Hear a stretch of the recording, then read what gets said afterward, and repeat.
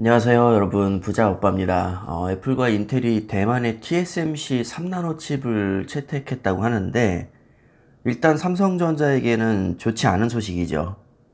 애플이야 그렇다 치고 인텔이 2023년까지 제품 라인업을 위해서 TSMC와 협력을 한다고 합니다. 이게 왜 삼성전자에게 악재인지 제가 좀 풀어서 설명을 해드리겠습니다.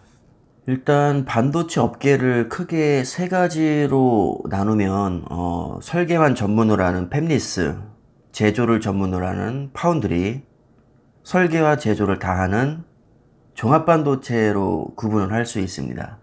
대표적인 팹리스 업체로는 엔비디아, AMD, 애플, 퀄컴 이 정도가 있겠고요. 파운드리만 전문적으로 하는 곳은 TSMC, SMIC, 글로벌 파운드리가 있습니다. 그리고 종합반도체 업체는 삼성전자와 인텔이 있죠.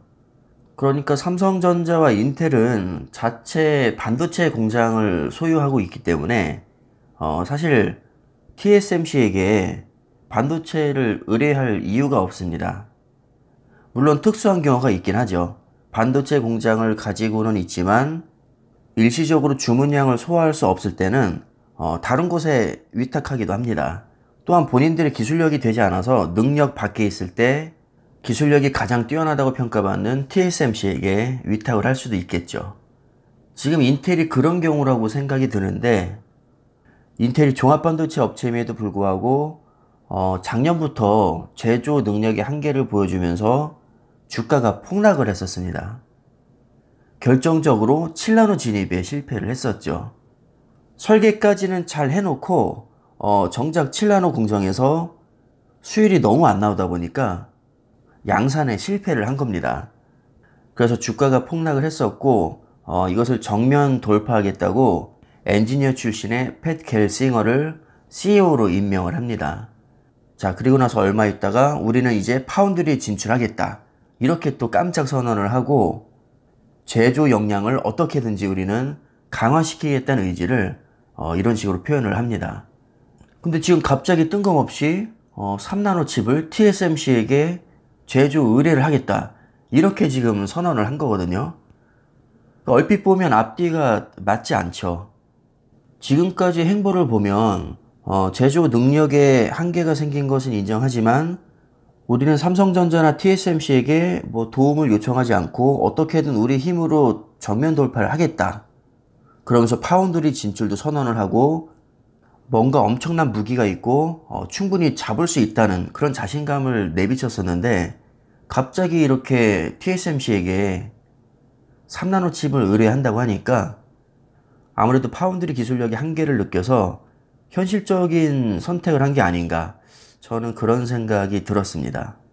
현재 파운드리 세계 1위는 뭐 점유율로 보나 기술력으로 보나 TSMC가 독보적인 1위라고 보는 게 맞고요. 삼성전자는 2위입니다. 자, 그런데 동일선상에서 놓고 비교하기가 조금 애매한 게, TSMC는 파운드리에 올인하는 기업이고 삼성전자는 종합반도체 기업이죠. 그렇기 때문에 어떻게 보면 종합반도체 업체임에도 불구하고 파운드리에서 세계 2위를 하는 것은 정말 대단한 성과라고 할 수 있습니다.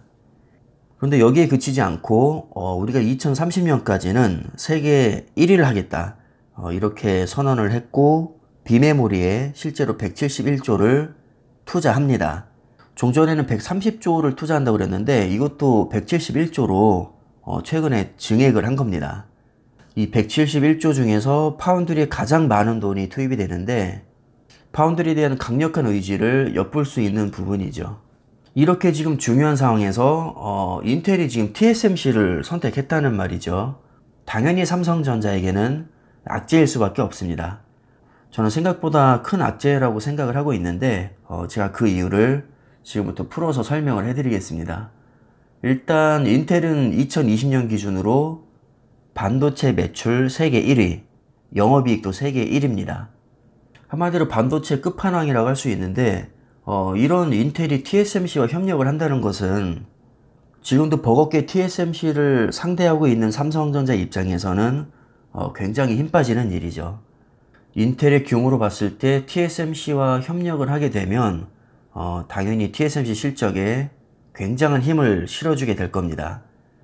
현재 TSMC 점유율이 55% 정도 되고 삼성전자는 17% 정도밖에 안 되거든요. 그러니까 지금도 상대하기가 이렇게 버거운데 인텔까지 TSMC를 도와주게 되면 2030년까지 파운드리 세계 1위가 목표인 삼성전자로서는 큰 걱정거리가 아닐 수 없습니다. 두 번째로 생각해 볼 수 있는 게 현재 5나노 기술력을 보유한 파운드리 업체는 TSMC와 삼성전자 딱 두 개밖에 없는데 인텔이 TSMC의 3나노 칩을 채택했다는 것은 TSMC의 기술력이 어느 정도 검증받았다는 것을 암시합니다.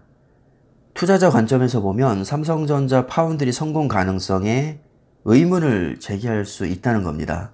예를 들면 TSMC가 이렇게 잘하는데 삼성이 TSMC를 이길 수 있겠어?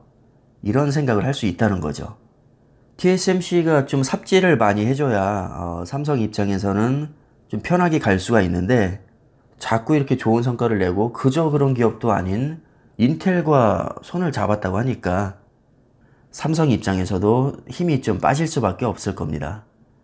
TSMC가 인텔을 통해서 얻은 수익은 결국 재투자 재원이 될 텐데 재투자를 하면 당연히 더 큰 수익으로 돌아올 것이고 더 큰 규모의 재투자로 또 이어질 겁니다.